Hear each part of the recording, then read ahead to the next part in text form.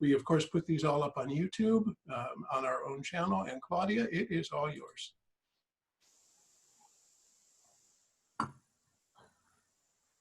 And you'll have to unmute yourself.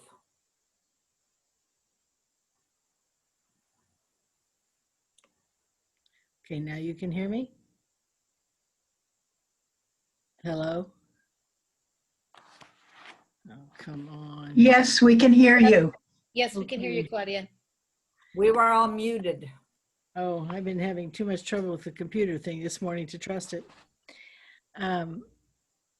We'll start with a contemplative meditation with a reading from Ernest Holmes.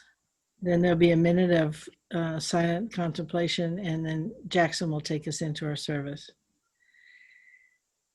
Fear robs memory of happiness because it dwells upon the limitations and morbidities of the past.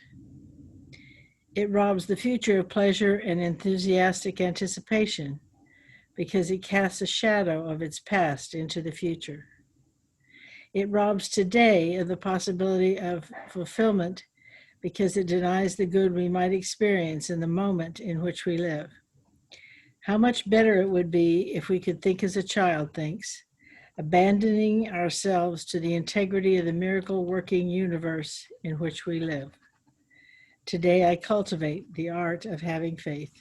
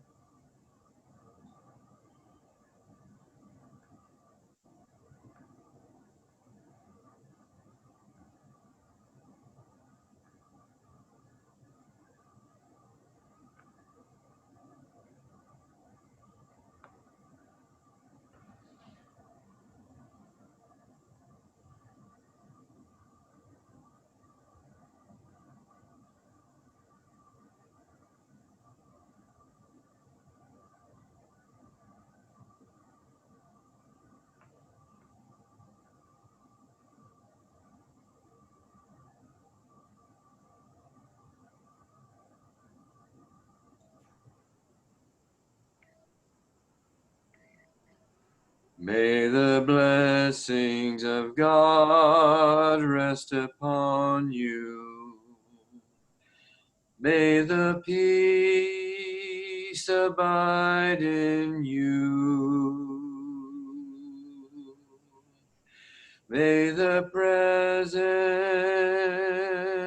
illuminate your heart, now and forevermore.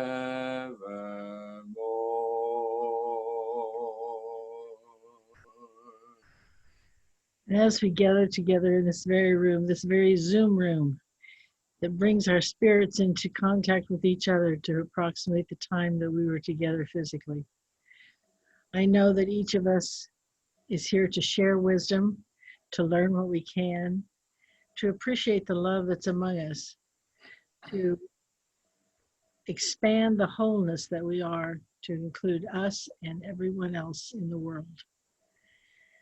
I know that we come here with a pure heart and a pure mind, open mind. And for that, I'm very thankful. And so it is. May the presence illuminate your heart, now and forevermore.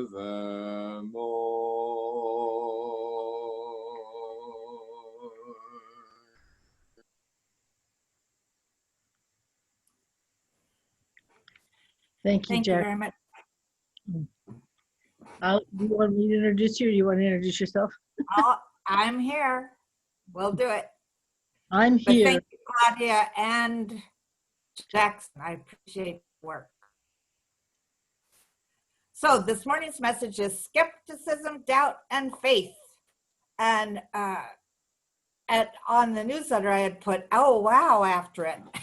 But then today, yesterday rather, when I was making the PowerPoint, I thought, oh, I'm going to leave that part out. But I was looking at these ideas as skepticism and doubt, and faith. And, the truth is that a healthy dose of questioning is a great tool for developing an understanding of what we believe and know. When we think we know it all, and I've been there, or I'm not willing to question what I think I believe and know, then I'm no longer in alignment with what Dr. Holmes was calling being open at the top. And being at the open at the top, I believe, is really important in our faith tradition. Being ready and willing to question our feelings, our beliefs, and all the stuff that is going on around us. And so this idea of skepticism and doubt, I had to look up skepticism. I mean, I know what it means, but I had to look it up anyway. And it did say the skeptic is someone who's inclined to question or doubt accepted opinions. So let's say from my childhood, there was a belief that if you wash your hair and then you go outside, you're going to catch a cold. So that would be a common or an accepted opinion that was happening at the time. So, now I know I can wash my hair and go out no matter what. I'm not going to catch a cold. So that here I have, as nouns, the difference between doubt and skepticism is that doubt is uncertainty or disbelief, while skepticism is the practice or philosophy of being a skeptic. And so being a skeptic isn't necessarily a bad thing, especially when you hear some of the stuff that we're constantly being fed now by the media, etc. So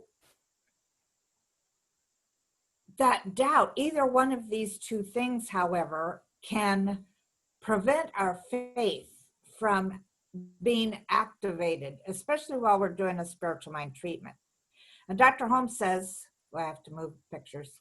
There is no room for doubt in a treatment. There's no room for doubt. Realize that you treat with your understanding through the law. Meditate upon the spiritual significance of the statements you make until you induce within your consciousness a definite concept of an already established fact, even though the fact may not have become objectified. So you want to meditate upon the spiritual significance of the statements you're making, whether it be in any of the 5 steps of treatment, until you induce within your consciousness a definite concept, even though that concept might not have manifested yet. So I had some ideas then about how to move beyond doubt and skepticism and come into a more faith-based experience of life. And here's the first one. Faith is built up from belief, acceptance, and trust. So when skepticism comes into our life, that destroys faith. Any little time you put in a doubt or you're skeptic about something, that around this idea of doing spiritual mind treatment, which is, to me, the most important tool in our spiritual toolbox, anytime you put a little doubt in, that is, let's say you're treating about prosperity. And so then a little doubt comes in, wiggling its way into your mind about whether this demonstration can really work or this treatment can really work. Then you have to go back again and start all over because you've just canceled out what you might have treated about. And I'm saying this because what I know is that we're not just praying when we're sitting down doing a spiritual mind treatment. We're praying all the time. All the time. Every thought is a prayer. So we have to constantly monitor what we're thinking about so that our faith is not compromised. Constantly monitor. I mean, I've told you this before, that I think it's it's possible to set up a part of your mind to be your silent witness, or not so silent witness, so that when you start walking down the road of doubt or skepticism, that your mind says, wait a minute, you treated about this. This is going to work. And I like setting up that silent witness as a comedian, because I want to remember things. I want to learn things through joy or through humor more than I do through pain. Most of us think no pain, no gain. And yet, as long as we have that belief, that's going to be true. So you have to constantly feed your faith with supporting input. That means doing spiritual reading, doing meditation. Meditation to me is the second most important tool in our spiritual toolbox. Continuing to do treatment, even if it doesn't seem like it's working. Reading, passages from the Science of Mind, or the Science of Mind magazine always has new, up-to-date, current articles and little essays for every day. I mean, there's so much that we can do. Go to classes, be involved continually in building up your faith. It's not like you can have that faith just all of a sudden. You have to, which leads into my second point, which is demonstrations build faith. When I forgot to bring it over here, but when I was just learning spiritual mind treatment, I decided to get myself a little notebook to put in my purse that has the spirals at the top, those little notebooks. And I would write in my notebook, I treated for blank, whatever it was, and I would date it, and I would then leave the rest of the page blank. And the next time I treated for something, I wrote on a new page the date and what I treated for. And as I would work on these things, as I would write things in my little book, I called it my demonstration journal, then I would each time go through all the other pages that I had already written. So demonstrations build faith. And when I would have a demonstration on something, then I would go and write that in the book. Because one of my beliefs is the universe is going to give us whatever we're treating for better than we possibly could have imagined. So I would write, on here's the date, and this is what this is how this demonstration came through, and who helped and all that kind of stuff. So my doing this, I believe, continually built what I might call my faith muscle. So, and then something, maybe I would go to a page as I'm going through, and wow, this one still hasn't come through. And it would be like, okay, let's treat about that again. But yet this one came through, and this one came through, and this one came through. So I know that this is possible. And that's how I started to build my faith in this faith tradition that we have. When I think about that little book, one of the most dramatic ones that I saw, there's actually two. One is I wanted to have flowers. I wanted somebody to give me flowers. Now, in my mind, I wanted them from a gentleman. I wanted them from a man. Now, this is, way before marriage. This is when I was living in Glendale, California. So I wanted flowers. And so I wrote that down, but I didn't write that.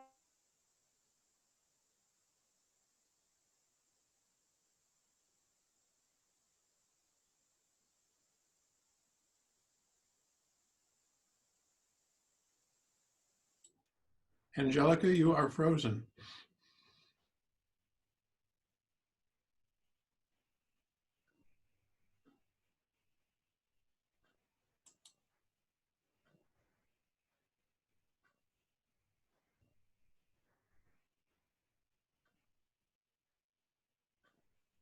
Well, this is probably the do-it-yourself part of the service. down the balcony and I look up, and here's those two great big pots of mums right there by my. Angelica, you were cut off for probably about 60 seconds or so. Oh, We have anyway, in my replaced you. in my little faith journal, my little demonstration journal, was looking through it and saying, oh, I didn't ever get any flowers. And I looked up to see these two pots of flowers that had been given to me during a dinner that I was giving for my young adult group. So that helped me build faith. The other time, I never even wrote this in my journal until after it happened. But I was driving to church one Sunday morning, and NPR talked about the Holland Ballet being in town. And I love going to the ballet. And I was thinking, oh, that would be so much fun. But I knew from previous experiences that those tickets were expensive. So I sort of thought, oh, I'd really like to go to that. And then there was that but on the end of it. However, so I just said that, right? I went to church. My habit was to go to the early service and then hang out during the coffee hour in between. And then sometimes I'd stay for the second service because Dr. Leo Fishbeck never talked about the same thing at the different services. And so during the coffee hour, I'm outside getting a cup of coffee, and I hear this woman saying, I have a ticket, an extra ticket to the Holland Ballet. Does anybody want it? I was like, yes. So that reinforced my idea that I didn't have to sit down and do a specific spiritual mind treatment for something.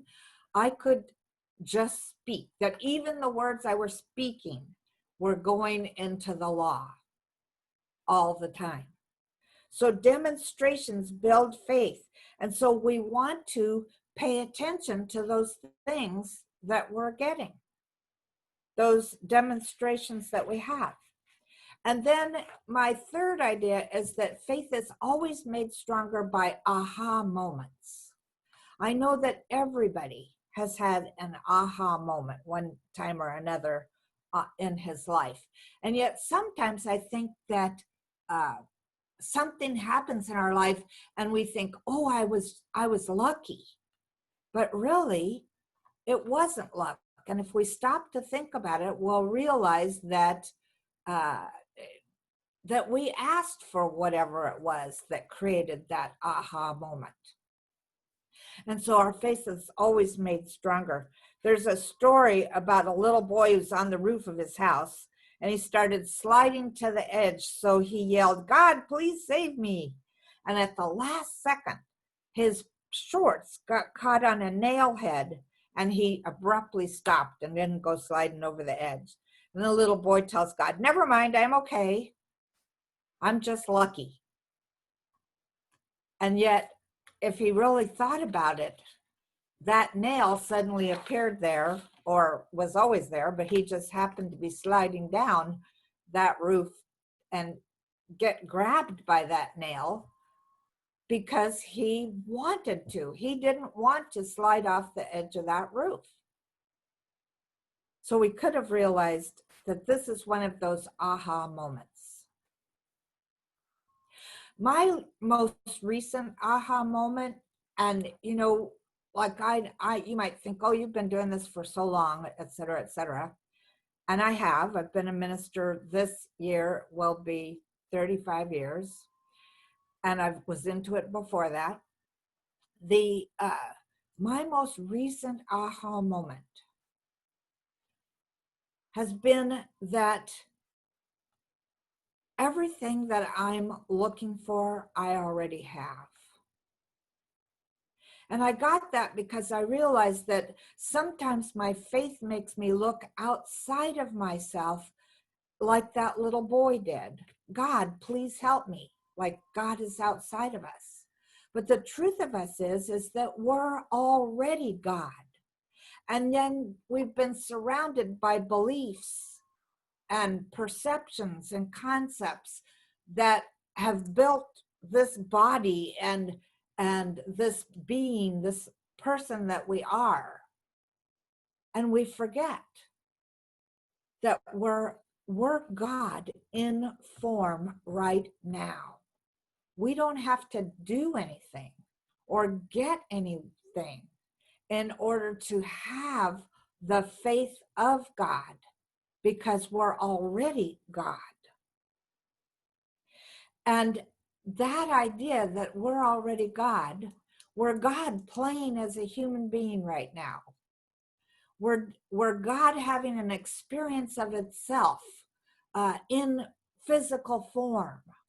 We're God having an experience of itself, eating good food and petting cats or dogs, or all the things that we enjoy or don't enjoy doing, are God as us having an experience of that. So my only job, your only job right now, is to tear off all the labels that make us think that we're not God, that we're separate from God. There is no way that we can be separate from God, because that's the one that's living our lives as us. There's only one life. That life is God's life. If we can believe that that life is perfect, then our life will start being even more perfect as well. So then, Dr. Holmes says, I live in the faith that there is a presence and power greater than I am, that nurtures and supports me in ways I could not even imagine. I know that this presence is all-knowing and all-power, and is always right where I am. So if we really embody this teaching, then we'll understand a little bit more. Jesus is saying, it is done unto us as we believe.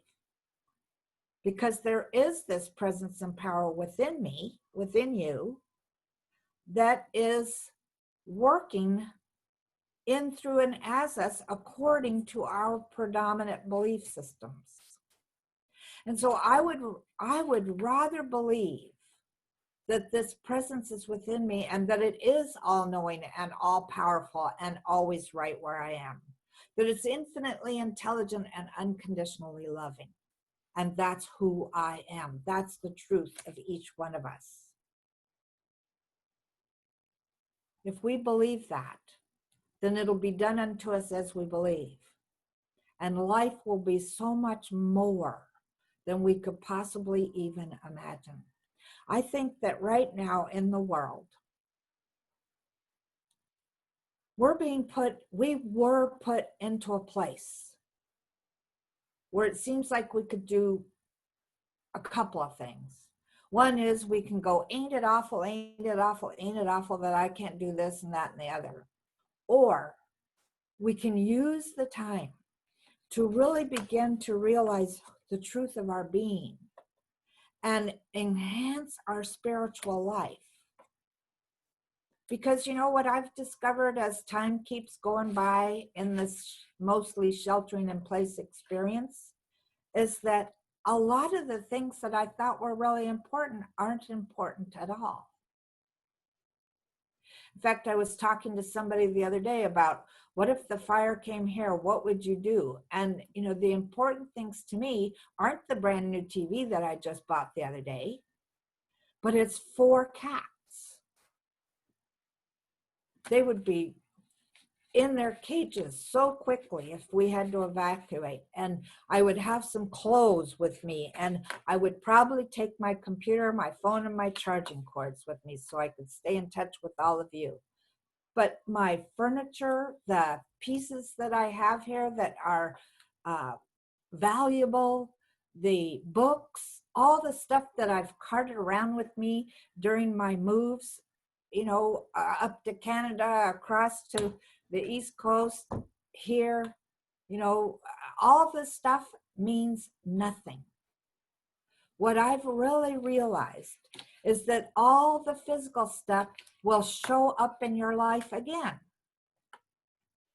It just shows up. The important thing is love. The important thing is connection. The important thing is remembering the truth of who we are. And so let's say this affirmation together, and then we'll go into prayer. Perfect faith at the center of my being maintains me in peace.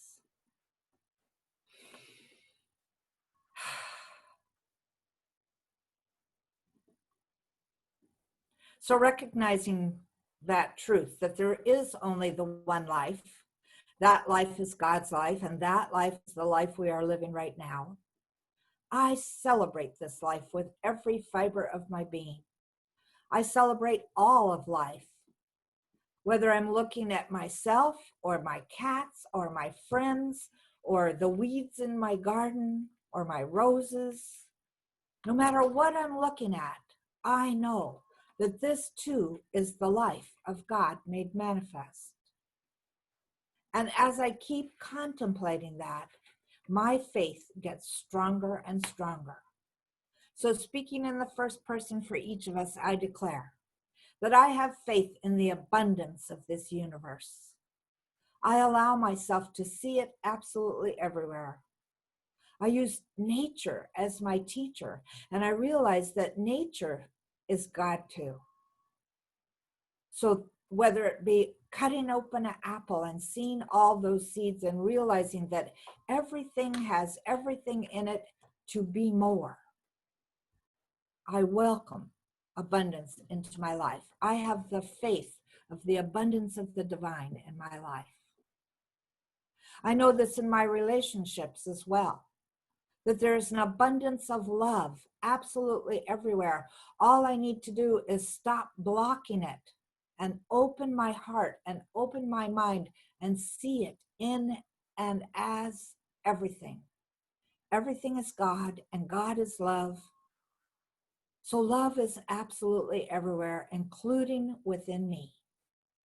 So I choose right now to let love flow from me easily and effortlessly to everything in my world. And I'm open and ready to receive. There is more love than I could possibly imagine. And this is a good thing. And I know this about my creativity as well. I have the faith in my own creative abilities. I know that there's so many things that I might have not done for years, and yet I can still do them easily and effortlessly. And that's because I have faith. And I have faith that the creative wellspring within me is the universe, is God. So I celebrate it as I open myself up to let my creative energy flow out into the world and come back to me, pressed down and running over. I have faith that the whole purpose of this divine energy is to create. And I am so happy that I get to be a part of it. And I declare that I create good and more good, love and more love, peace and more peace, absolutely everywhere I go. And what I also know is that I have faith in my body. I have faith in divine health. I know that since God's life is the life that I'm living, this life has a perfect blueprint of absolutely delightful, wonderful health. And so I let every cell in my body be happy and healthy. And I have the faith that they will do exactly what their job is to do. I have the faith in the strength of this body. I let go of all ideas of aging.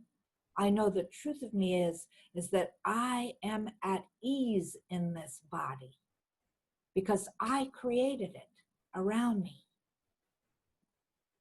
So whether I've been thinking that it was too thin or too fat or too old or too young or whatever it is I might have been thinking about my body, whatever it is I might have been doubting about my body, I now just let that go.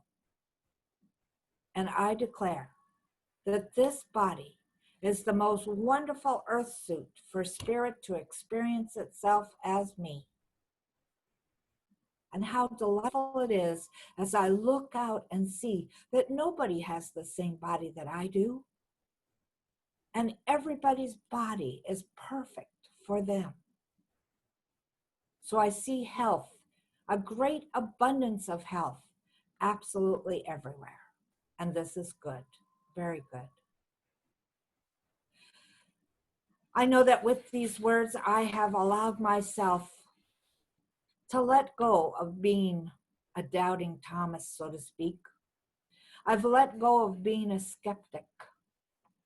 I know that there is a power for good in this universe, that it is greater than I am, and that it resides right within me.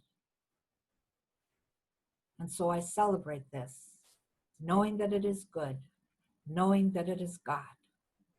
And with a grateful heart, I release these words into divine law, knowing that for each one of us, we've been transformed in some way this morning. And this is good. This too is God. And so it is.